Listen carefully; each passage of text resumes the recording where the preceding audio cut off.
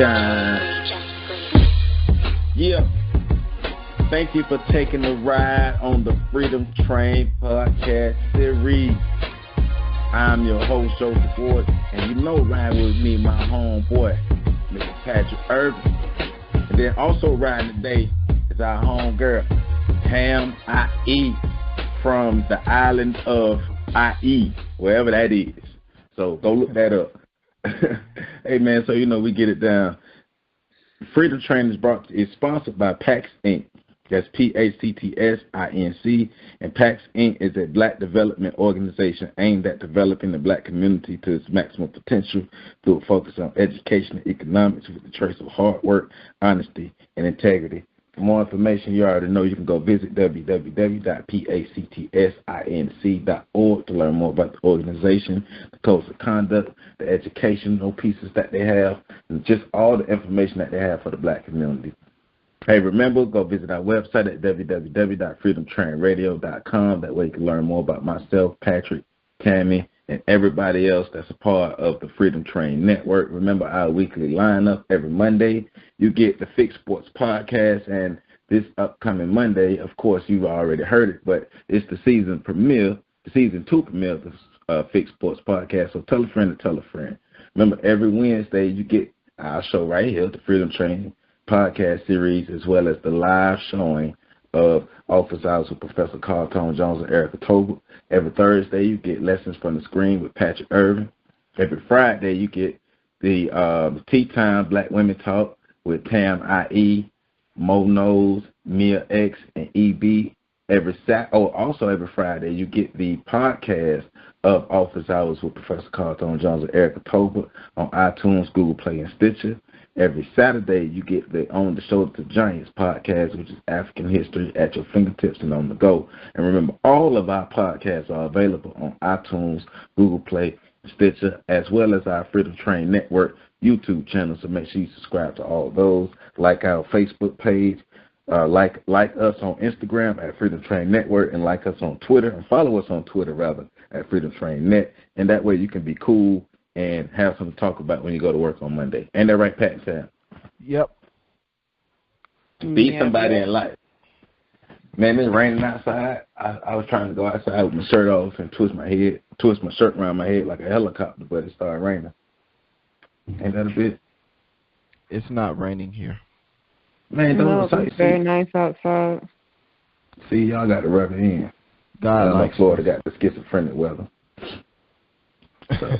God likes us. Not for long. Y'all in North Carolina, not for long. Y'all racist ways gonna catch up with you.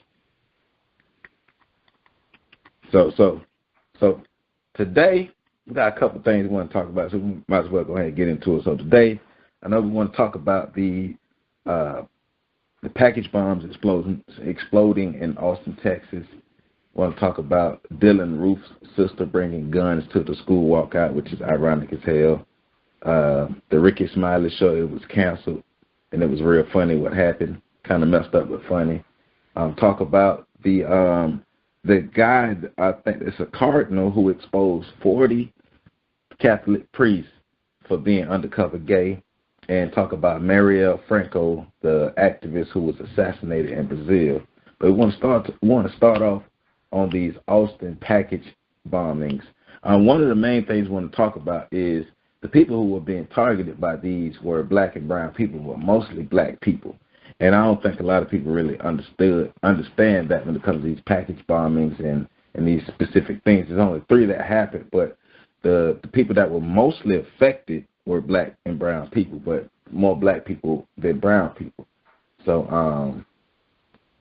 read you a little information real quick, and then we're going to get into it. So 3 package bombs that exploded in Austin, Texas over 10 days, killing a teenager and a 39-year-old man, and critically injuring an elderly woman appear to be connected, police say Monday. Here's what we know so far. 2 of the explosions happened within hours of each other Monday, sending police scrambling from one crime scene to the next. The first blast happened on March 2nd. The bombs killed a 39-year-old African-American man on March, killed a 17-year-old African-American male early Monday morning, and severely injured a 75-year-old Hispanic woman midday Monday. A woman hurt on the Monday morning explosion had none life-threatening injuries, police say. The residents found the packages outside their houses, but none was delivered by the Postal Service or delivery service like UPS or FedEx. Police also have not decided if these are hate crimes, but said that's a possibility because the victim's race. The evidence makes us believe the incidents are related. Also, Police Chief Brian Manley said so far. So, I mean, what y'all thoughts about this? About these package bombers and this, but the people that are being targeted, but also, it's being talked about, but not necessarily like making headline news. And we know because black people being killed. But what y'all thoughts about these? Go ahead, Tam. Give them that work.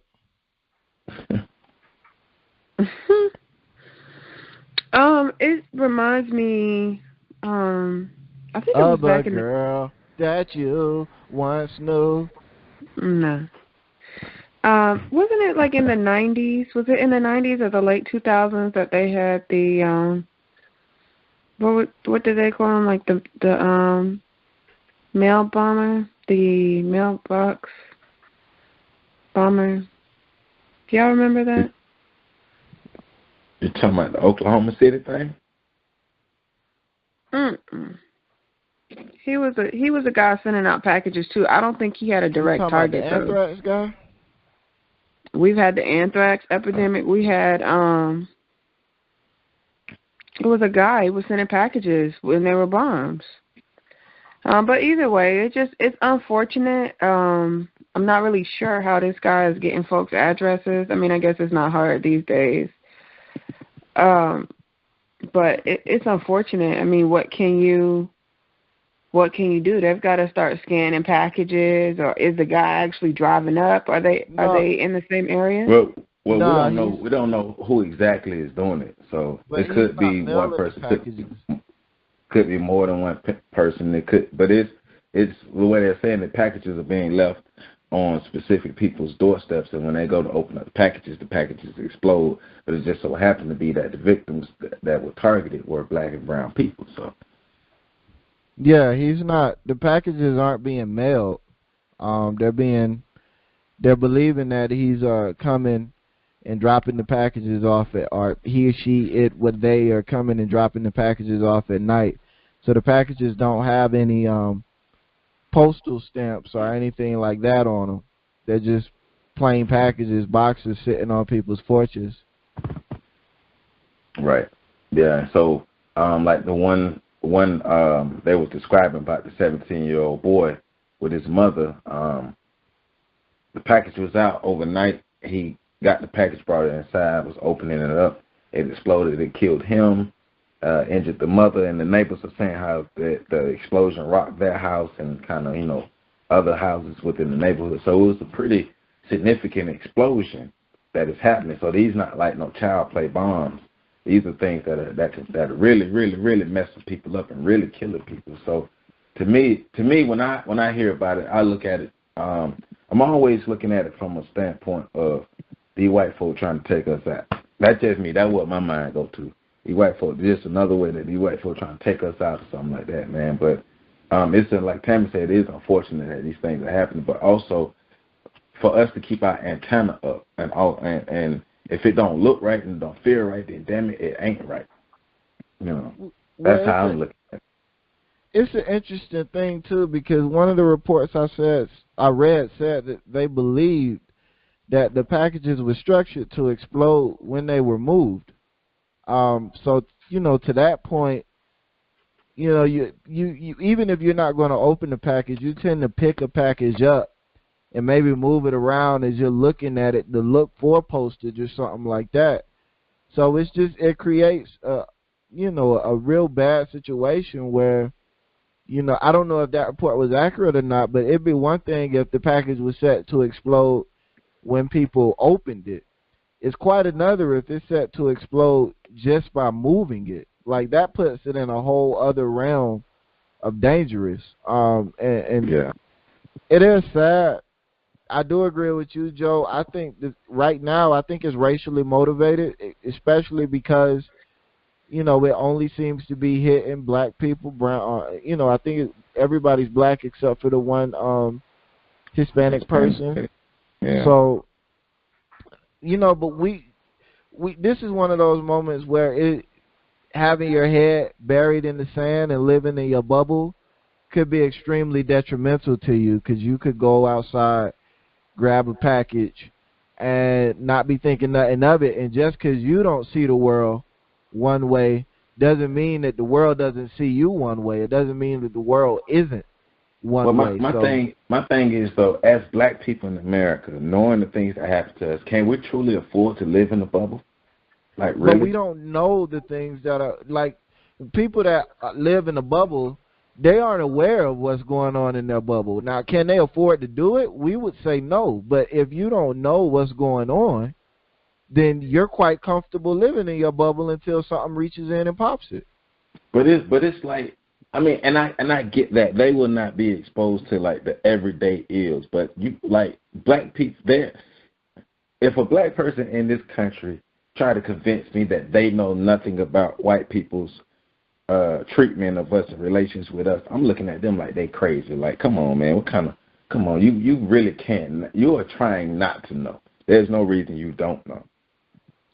Well, what I find interesting is that there isn't any like nationwide media coverage of this. Like, this doesn't seem to be like a major hot button issue. Right. Even on NPR, you know, they'll talk about, like, you know, Donald Trump's son-in-law, you know, freaking putting on his pants or some shit. But, you know, they give you one line about this, you know, and maybe they've given more, but I've only heard maybe one or two stories in the past few weeks about this situation. That's, I mean, what, 3 or 4 people have been killed by these packages so far? And another report I read said that the bombs are getting better. The person is getting better at making them. Whoever it is, they is. I don't know. But see, to me, that's why outlets like us need to make sure that we're paying attention to certain types of stories and talking about and bringing light to them, so other people can start to be aware of what's going on and talk about it as well. Because things that happen to black people don't get that national attention, so more of us couldn't know. But also, we need to better use our outlets, because like this, I mean, this give motherfuckers ideas if they ain't already had them. You know, I mean, we talk about all the time. I'm here in Tallahassee, Florida. You know, we expect some, and it's sad to say, but we expect some crappy shit to happen every now and then. Just being that what we are. Like, yeah, Tallahassee is it's a city surrounded by racism within racism. So, I mean, we got to me, it's more evident for us to get out of our bubble and start to really pay attention to the real world of what's going on. What you think, Tammie? I'm sorry. I mean, you definitely have to be aware. I mean, overly cautious. I mean, I don't even know how else to put it. You just have to be extremely aware and overly cautious. I mean, you just never know. We got a crazy looking letter the other day. It doesn't have a return address. My name is actually written in pen. And it's postmarked from, like, California. And I only know one person in California. And I'm looking at it crazy. You know, you open it, and it's something from, like, North Carolina. So you tell me why it's postmarked in California. In California. And the contact, they're talking about buying my car, is in North Carolina. That's crazy. So, you know, I didn't even touch it because anthrax might be in there. I don't know. So, I mean, it's just crazy. Like, you just have to be, you got to know your circle. I'm not a believer in being, like, I'm a friendly person, but I think even as far as everything, you just have to know your peoples. You got to know your surroundings, you know, and don't get too comfortable. Yeah, you can't get too comfortable. Also, when you're saying know your people, to me, it's also paying attention to your intuition when you're around the people, your people, because I'm always got COINTELPRO in the back of my mind. So it's and you know what? I just got through watching the movie Salt.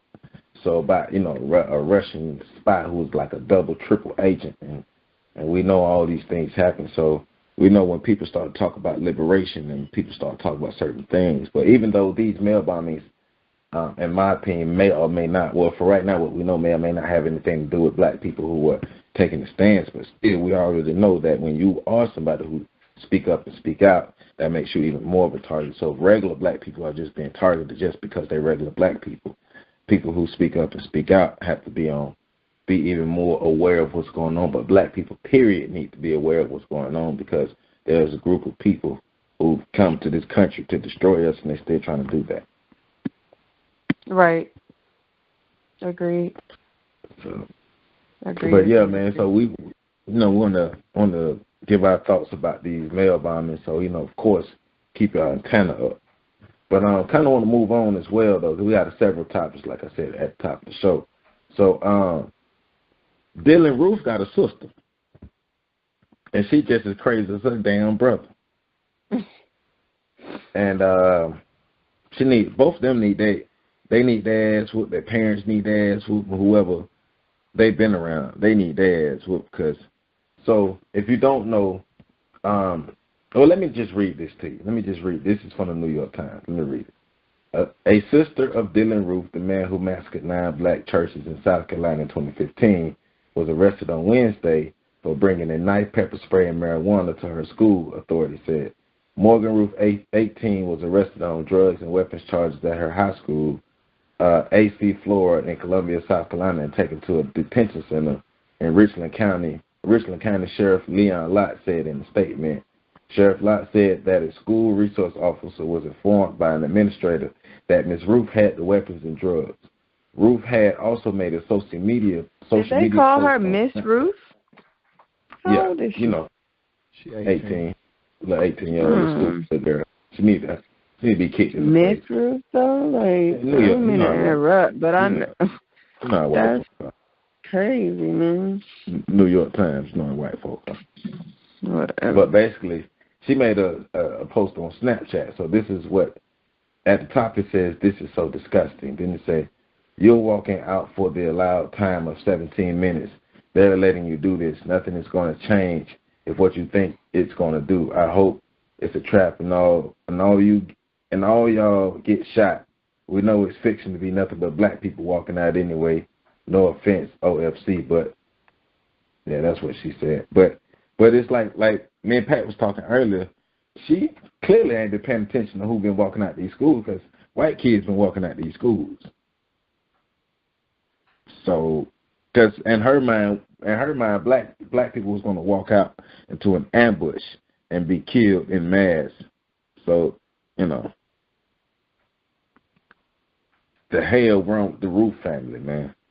I don't know, man. This, and it ain't just him. Like, it came out after he did what he did in Charlotte, or in Charleston. I'm sorry, that his uncle was on some white supremacist type crazy type shit as well. I don't know what's wrong with them. Clearly, his sister, this younger sister, because I guess he has an older sister too, and she, we don't know much about her outside of, she was supposed to get married, I think, around the time that he decided he wanted to go crazy. He decided he wanted to go white supremacist and shoot up the people in the school or in the church. But his uncle's on some other shit. His little sister's on some other shit. He was on some other shit. Like, at this point, why isn't that entire family under, and I ain't even talking about under governmental surveillance, like, black people should be in the watching FBI. all of them motherfucking Roof motherfuckers. Yeah, the FBI need to be upon them. Like, I don't understand why she's in a, I'm sorry, bro. No Roof family member could go to a school with my kid. Period. You can't. I don't even think I could work in an office place with a roof person working there. Like, one of us has to go. Well, if they're doing stuff like this, I don't blame you. Yeah, like somebody, like, and I'm talking about it's on site. You catching one on site. I'm whooping your ass. Yeah, but I go ahead. I guess you have to, some of this stuff has to be expected. I mean, we watched 24, right? And on 24, the older brother was the person who wanted to bomb America or some part in America or have a series of bombs go off all over America. The little sister didn't necessarily agree, but once the brother got killed, she felt like she had to take that on her back and, finish out the job. So I don't understand why, like you said, that she hadn't been watched the whole family. I don't understand, like, why that wasn't a question. I mean, or why they hadn't been paying attention. Well, I mean, to me, it's typical cracker stuff. Like, they're not gonna watch them like that because they're not a threat to the white establishment, but they will watch them if they're a threat to the white name. And so now, if things like this keep coming out, then they'll try to kind of like watch them, but they're not really gonna stop them from killing black people, though. Yeah, 'cause this shit, like, everything about her Instagram was wrong. Like, everything. Like, they're letting you do this. We talked about that before the show. These schools didn't let, and I'll be honest, I don't agree with the walkout, but at least the kids doing something. Like, what else can the kids really do? So, and we know they could actually do a lot, but it's a start for a lot of these kids. So I'm not going to attack them for doing what they feel like they could do. But at the same time, they aren't letting these kids do this. A lot of these kids, they were told up front that they were not protected. They could be punished.